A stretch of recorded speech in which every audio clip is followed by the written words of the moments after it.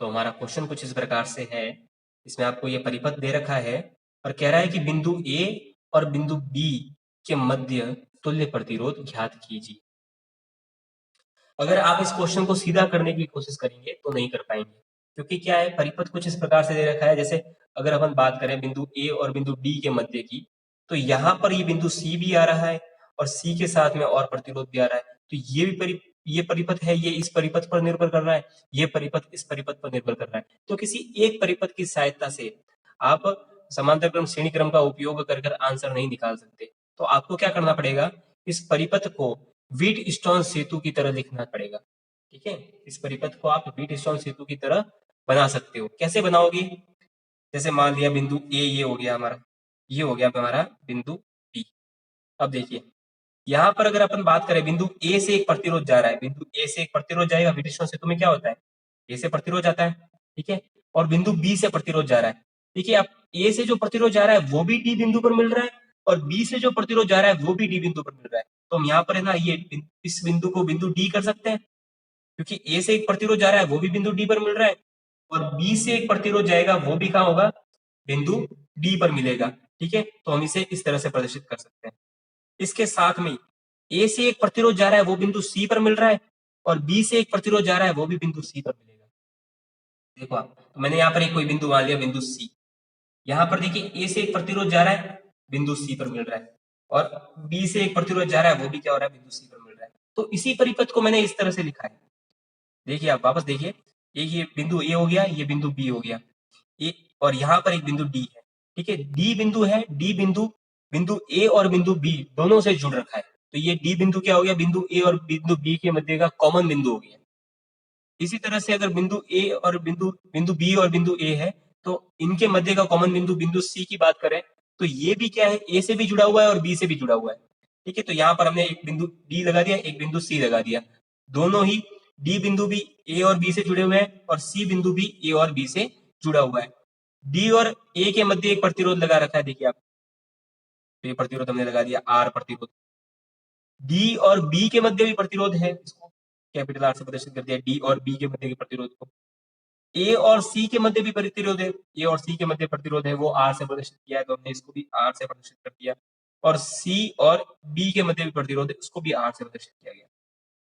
अब देखिए इसके साथ में बिंदु डी और बिंदु सी ये भी आपस में मिले हुए हैं, इनके मध्य में भी एक प्रतिरोध लगा रखा है। तो हम यहाँ पर क्या करते हैं, बिंदु बी और बिंदु डी के मध्य भी, डी और सी के मध्य भी एक प्रतिरोध लगा देते हैं, आर प्रतिरोध। तो इस प्रकार से हम परिपथ को लिख सकते हैं। ठीक है, तो इस परिपथ को इस तरह से लिखा जा सकता है। अब तो ये देखो कुछ इस तरह से दिख रहा होगा आपको, काजू कतली की तरह, व्हीट स्टोन सेतु की तरह दिख रहा है। तो व्हीट स्टोन सेतु की कंडीशन क्या होती है, हमें तुल्य प्रतिरोध निकालना है, तो हम व्हीट स्टोन सेतु की कंडीशन लगा देते हैं। सबसे पहले व्हीट स्टोन सेतु की कंडीशन क्या होती है, P बट्टा Q बराबर R बट्टा S। ठीक है, तो मैं इसको आगे सॉल्व करता हूँ।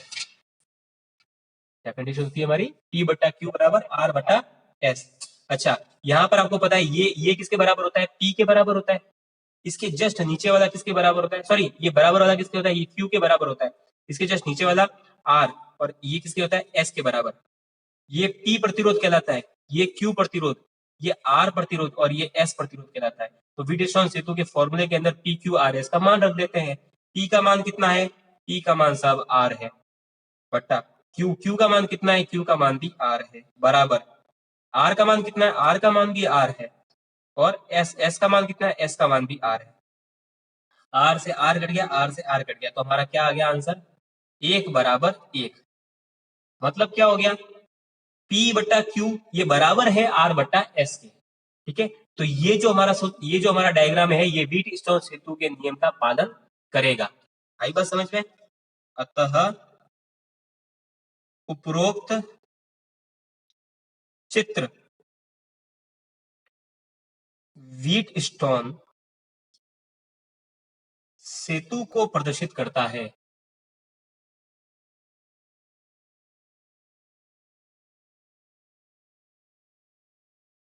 उपरोक्त चित्र व्हीट स्टोन सेतु को प्रदर्शित करता है। ठीक है, यहाँ तो कोई दिक्कत नहीं। अब देखिए व्हीट स्टोन सेतु को प्रदर्शित करता है, तो आपको पता है कि व्हीट स्टोन सेतु की कंडीशन क्या होती है, जो बीच वाला जो तार होता है ना, इसके ऊपर जो प्रतिरोध होता है उसकी अपन बात नहीं करते। तो यहाँ पर तो ये प्रतिरोध वैसे ही हट गया, तो अब हमारे पास में नया परिपथ क्या आ जाएगा। अब देखिए बीच वाला प्रतिरोध हट गया है, तो उसके बाद में बाकी सारे प्रतिरोधों को लिख लेते हैं। तो ये हमारा बिंदु ए, ये बिंदु बी, ये था बिंदु अपना डी, और ये था बिंदु अपना सी। ए और बी के बीच में प्रतिरोध, बी और बी के बीच में प्रतिरोध, ए और सी के बीच में प्रतिरोध, और ए और बी के बीच में प्रतिरोध। इस प्रकार का हमारा परिपथ था। बीच वाला प्रतिरोध था उसको अपन ने काट दिया, क्योंकि ये परिपथ है, ये व्हीटस्टोन सेतु के नियम का पालन करता है, इसलिए बीच वाले प्रतिरोध की हम बात नहीं करेंगे, उसको परिपथ के अंदर काउंट नहीं करते हैं, क्योंकि संतुलन की अवस्था के अंदर बीच वाले प्रतिरोध में क्या जुड़ा हुआ होता है, गैल्वेनोमीटर, जो कि क्या प्रदर्शित करता है, शून्य विक्षेप को प्रदर्शित करता है। इस कारण ये व्हीटस्टोन सेतु का पालन करेगा, तो बीच वाले प्रतिरोध की बात नहीं करेंगे। हटा दिया तो हमारे पास में ये परिपथ आ गया। अब इसका मान भी आर है, इसका मान भी आर, इसका मान भी आर, इसका मान भी R, P Q R S. ठीक है, अब देखिए, अब आपको क्या करना है। अब क्वेश्चन में आपको कह रहा था कि बिंदु ए और बिंदु बी के मध्य तुल्य प्रतिरोध ज्ञात करना है, ए और बी के बीच में। ठीक है, तो आपको क्या करना है, सबसे पहले ए और बी को मानना है। ठीक है, इस तरह से मैं लिख देता हूं, इस तरह से बता देता हूँ। इन दोनों के बीच में ए व बी के मध्य तुल्य प्रतिरोध, ए और बी के बीच में तुल्य प्रतिरोध निकालना है। तो देखिए यहाँ पर A B C, sorry A D B, ये तीनों देखिए आप, ये तीनों बिंदु किसमें जुड़े हुए हैं, श्रेणी क्रम के अंदर जुड़े हुए हैं। ये प्रतिरोध और ये प्रतिरोध, दोनों ही प्रतिरोध श्रेणी क्रम के अंदर जुड़े हुए हैं। तो क्या होगा, आर और आर जुड़ जाएगा, तो यहाँ पर हमारे इस परिपथ का में तुल्य प्रतिरोध का मान कितना आ जाएगा, आर प्लस आर बराबर 2R। तो ऊपर वाले का मान कितना आ गया, 2R आ गया। नीचे वाले की बात करते हैं, ए सी बी, ये तीनों भी किसमें जुड़े हुए हैं, श्रेणी क्रम के अंदर जुड़े हुए हैं। तो श्रेणी क्रम में क्या होता है, प्रतिरोधों का योग होता है। तो यहाँ पर देखिए इस आर को और इस आर को जोड़ देंगे, तो आर प्लस आर बराबर कितना आ जाएगा, 2R आ जाएगा। ठीक है, तो हमारे पास में परिपथ किस तरह का बन जाएगा। अब परिपथ कुछ इस प्रकार से बन जाएगा, ये बिंदु और इसके ऊपर की तरफ एक ले लेते हैं, ये प्रतिरोध, ये हमारा बिंदु बी, और एक नीचे एक प्रतिरोध आ जाएगा। इस ऊपर वाले पूरे प्रतिरोध का मान, दोनों प्रतिरोधों का मान किसके बराबर आ गया, 2R के बराबर। तो हम ऊपर वाले पूरे हिस्से को क्या लिख लेते हैं, 2R के बराबर लिख लेते हैं। नीचे वाले पूरे परिपथ में प्रतिरोधों का मान किसके बराबर आ गया, 2R के बराबर। तो नीचे वाला हिस्सा भी हमारे क्या आ जाएगा, 2R के बराबर आ जाएगा। तो अब हमारा क्या हो जाएगा, ये परिपथ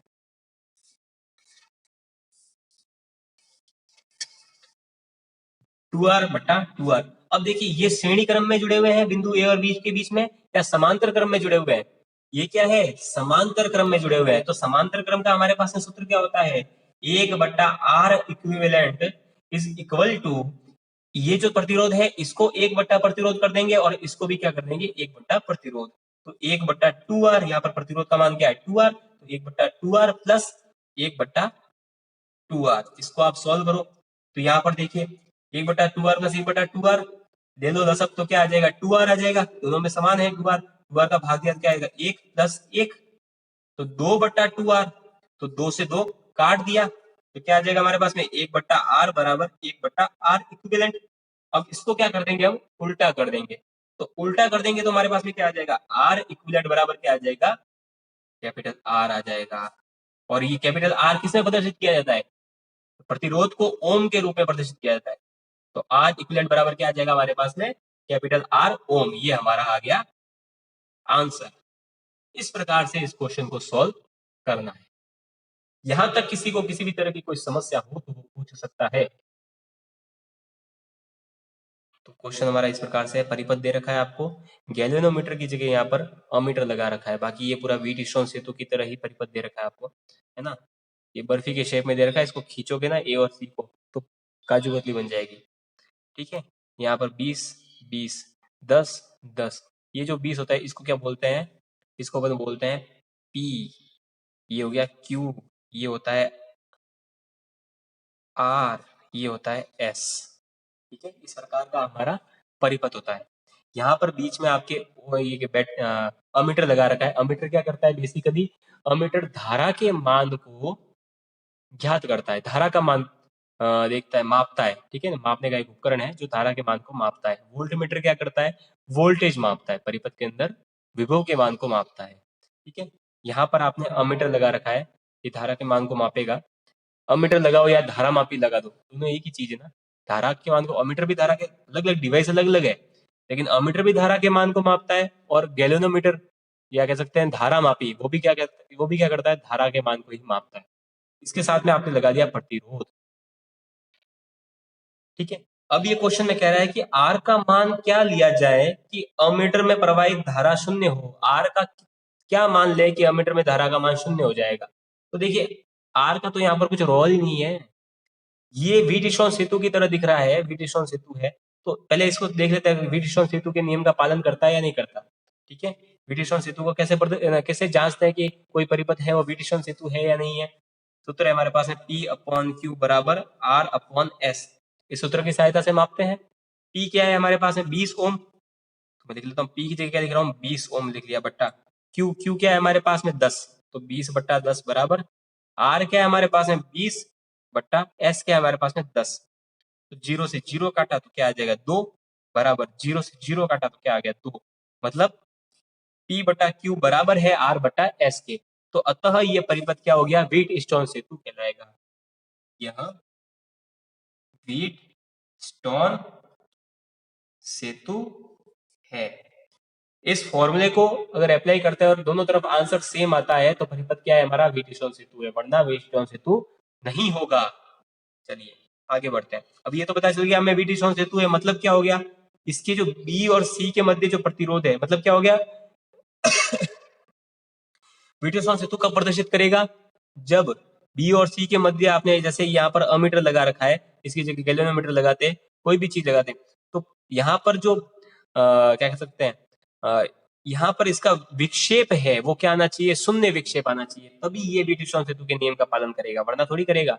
यहाँ पर विक्षेप शून्य आ रहा है, यहाँ संतुलन की अवस्था में है, तो यहाँ पर क्या होगा, बी और डी के मध्य कोई धारा प्रवाहित होगी क्या, नहीं होगी। तो यहाँ पर इस परिपथ की तो अपन बात ही नहीं करेंगे, तो धारा प्रवाहित नहीं होगी। तो यहाँ पर जैसे ए के शून्य विक्षेप के लिए अमीटर में प्रवाहित धारा शून्य होगी। ठीक है, अगर अमीटर में धारा प्रवाहित कर रहे हैं तो शून्य आ रही है, तो आर का मान भले आप कितना भी रख दो, आर का मान चाहे आप 1 ओम रखो, चाहे 2 रखो, चाहे 10 रखो, चाहे 15 रखो, कितना भी रखो, उससे अमीटर पर कोई प्रभाव थोड़ी पड़ेगा। ठीक है, आर का मान बढ़ाने या घटाने से अमीटर पर कोई प्रभाव नहीं पड़ेगा, क्योंकि अमीटर तो विक्षेप शून्य प्रदर्शित कर रहा है, धारा ही प्रवाहित नहीं हो रही, तो आर के मान को बढ़ाने से, प्रतिरोध के मान बढ़ने से क्या क्या प्रभाव पड़ेगा, जब परिपथ के अंदर धारा ही प्रवाहित नहीं होगी तो प्रतिरोध का मान बढ़ाने से क्या प्रभाव पड़ेगा, कोई प्रभाव नहीं पड़ेगा, भले प्रतिरोध का मान कितना भी बढ़ा दो, है ना। तो क्या कह सकते हैं हम इससे, इस प्रकार प्रतिरोध आर के किसी भी मान के लिए अमीटर में प्रवाहित धारा शून्य होगी। प्रतिरोध आर के, अतः कह सकते हैं कि प्रतिरोध आर के किसी भी मान के लिए, यहां लिख लेता हूं, किसी भी मान के लिए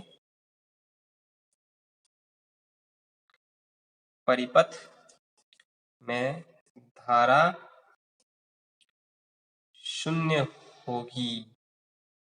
ठीक है, तो प्रवाहित जो धारा है, अमीटर में जो धारा प्रवाहित हो रही है, उसके मान में कोई परिवर्तन नहीं आएगा, चाहे आप प्रतिरोध आर का मान कितना भी बढ़ा दो, क्योंकि इसके अंदर तो धारा ही प्रवाहित नहीं हो रही, धारा का मान तो शून्य ही रहेगा, धारा का मान थोड़ी बढ़ जाएगा प्रतिरोध बढ़ाने से, कभी बढ़ता है क्या, धारा का मान उल्टा तो घट जाता है, बताए प्रतिरोध बढ़ाने से,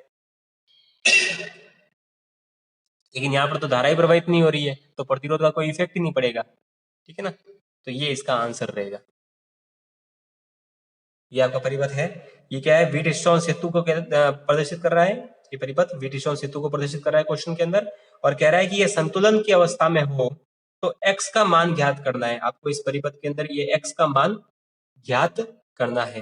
तो किस प्रकार से करोगे, आपको फॉर्मूला पता है व्हीटस्टोन सेतु का क्या होता है, P बट्टा Q बराबर R बट्टा S, ये आपका फॉर्मूला है व्हीटस्टोन सेतु वाला। ठीक है, यस, हाँ, तो ये आपका फॉर्मूला है P बटा Q बराबर R बटा S का।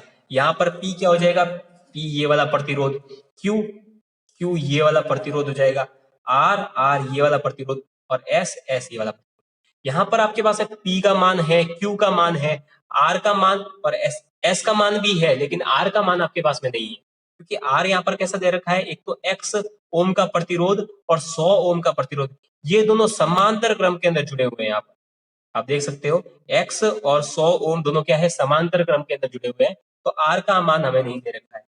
अच्छा, और क्वेश्चन में पूछ रहा है कि एक्स का मान ज्ञात करो, पर एक्स का मान अगर आपने ज्ञात कर लिया तो आर का मान भी ज्ञात हो जाएगा। ठीक है, तो सबसे पहले क्या करते हैं, ए और डी के मध्य तुल्य प्रतिरोध ज्ञात करते हैं।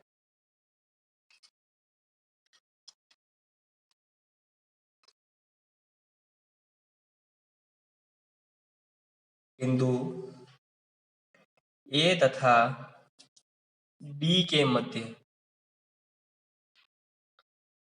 तुल्य प्रतिरोध, ए और डी के मध्य तुल्य प्रतिरोध क्या होगा, यहाँ पर आपके पास में बिंदु ए और बिंदु डी के मध्य दो प्रतिरोध जुड़ रखे हैं, एक तो 100 ओम का है और एक x ओम का है। ठीक है, तो आपको पता है, देखिए दोनों समांतर क्रम के अंदर जुड़े हुए हैं, तो समांतर क्रम के अंदर कोई प्रतिरोध दे रखे हैं तो उनका तुल्य प्रतिरोध का सूत्र क्या होता है, 1/r इक्विवेलेंट बराबर होता है 1/, यहाँ पर देखिए एक तो 100 ओम का है, एक x ओम का है, तो सबसे पहले 100 ओम की बात करते हैं, तो 1/100 प्लस 1/x। ठीक है, ये किसके बराबर होगा, 1/r इक्विवेलेंट के बराबर होगा। सॉल्व करेंगे इसको, बट्टे में जो राशि है इनको कर देते हैं आपस में गुणा, तो 100x आ जाएगा, 100x का भाग दिया इसमें, तो 100 से 100 कट गया, पीछे क्या रहा x, तो x आ गया आपके ऊपर, प्लस का प्लस, 100x से 100x का भाग दिया तो x से x कट जाएगा, पीछे क्या रहेगा 100, तो 100 आ जाएगा ऊपर। ये हमारा आ गया किसके बराबर, 1/r इक्विवेलेंट के बराबर। इसको उल्टा करेंगे तो क्या आ जाएगा, r इक्विवेलेंट बराबर क्या हो जाएगा, इसको उल्टा करेंगे तो ये भी उल्टा हो जाएगा, तो 100x बट्टा x प्लस 100, ये हमारा आ गया r इक्विवेलेंट कह सकते हो या फिर r के बराबर कह सकते हो। ठीक है ना, ये r के बराबर मान आ गया हमारा, बिंदु ए और बिंदु डी के मध्य तुल्य प्रतिरोध आ गया। तो अब हमारा परिपथ किस प्रकार का बन जाएगा, अब हमारा परिपथ कैसा बनेगा, मैं सिर्फ इस परिपथ की बताऊंगा, धारा वर्गों नहीं बताऊंगा। ठीक है, परिपथ कैसा बन जाएगा, ए बी सी और डी, धारा वर्गों भी बता देंगे, कोई दिक्कत नहीं। यहाँ पर प्रतिरोध इधर भी है और एक इधर भी, चारों प्रतिरोध, बीच में गैल्वेनोमीटर। क्वेश्चन में दे रखा है कि विटिस्वन सेतु है संतुलन की अवस्था में, मतलब क्या होगा, गैल्वेनोमीटर किसको प्रदर्शित करेगा, शून्य विक्षेप को प्रदर्शित करेगा, मतलब अपन बीच वाले की तो बात ही नहीं करेंगे, बीच वाला लॉ नहीं लो कोई फर्क नहीं पड़ेगा, है ना। अच्छा, इसके अलावा क्या था, यहाँ पर 100 ओम था इसका मान 10 ओम, इसका मान आर का मान अपने अभी निकाला है, आर का मान निकाला है, कितना आया 100x बट्टा x प्लस 100, तो आर का मान कितना आ जाएगा 100x अपॉन x प्लस 100, ये आर का मान आ गया, और इसको कोष्टक में लिख लेता हूँ, और इसका मान कितना है 5 ओम, ये आपके क्वेश्चन के अंदर दे रखा था, ये बिंदु ए आ गया। यहां से आपने एक बैटरी जोड़ रखी है जिसके इलेक्ट्रोमोटिव फोर्स विद्युत वाहक बल का मान ई दे रखा है आपके, यहाँ पर आपने एक कुंजी जोड़ रखी है और इसी से जोड़ रखा है, इधर आई धारा प्रवाहित हो रही है परिपथ के अंदर, वापस आई धारा बाहर आ रही है, इस प्रकार का हमारे ये परिपथ है। अब देखिए, अब आपको कुछ भी नहीं करना है, क्वेश्चन में कह रहा है विटिस्वन सेतु है परिपथ, आपने यहाँ पर देखिए समांतर क्रम में दे रखे थे x और 100 2 ओम, तो उससे आपने ये r का मान निकाल दिया, तो आपका क्या हो गया P Q R और S, सूत्र लगा दो। संतुलन की अवस्था में क्या होता है, P बट्टा Q बराबर क्या होता है, R बट्टा S होता है। 1 सेकेंड होल्ड करना, 1 सेकेंड होल्ड करना प्लीज, करवाना पड़ेगा, क्या करें, चलो P बट्टा Q बराबर R बट्टा S, इसको सॉल्व करो। P का मान कितना हमारे पास में 100, तो 100 लगा दिया, बट्टा Q का मान कितना 10, तो 10 बराबर R का मान कितना है 100x अपॉन x प्लस 100, तो 100x अपॉन में x प्लस 100, ठीक है, अपॉन में s का मान कितना 5, तो 5 लगा दिया। ठीक है, 0 से 0 काटा तो इधर क्या रह जाएगा 10 बराबर, यहाँ पर क्या आएगा, अब आपको पता है ये संतुलन की, देखिए ये क्वेश्चन में ही कह रहा है कि ये विटिस्वन सेतु का पालन करता है और पूरा परिपथ है वो संतुलन की अवस्था में है, मतलब ये आपको यहाँ पर ज्ञात करने की जरूरत नहीं है, ये ज्ञात ही है कि P बट्टा Q बराबर R बट्टा S के है।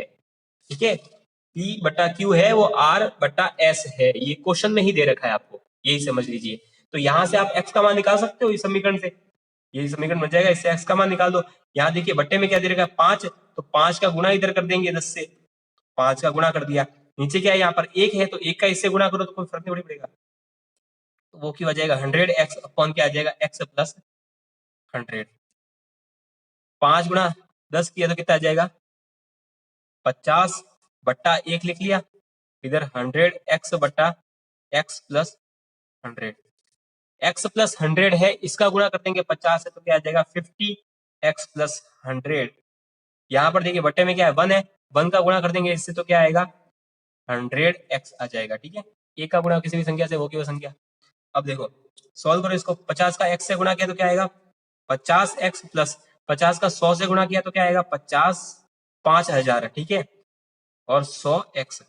अब देखो यहाँ पर ये देखिए जो x वाले पद है उसको एक साइड में ले जाते हैं, बाकी सबको दूसरी तरफ रखते हैं। ठीक है, यहाँ पर देखिए 50x है उधर ले जाएंगे तो क्या आ जाएगा हमारे पास में यहाँ पर 100x है, 5000 यूं का यूं रह जाएगा। ठीक है, 5000 को यूं का यूं रख दिया बराबर 100x, और 50x था उधर जाएगा तो क्या आ जाएगा माइनस का 50x आ जाएगा।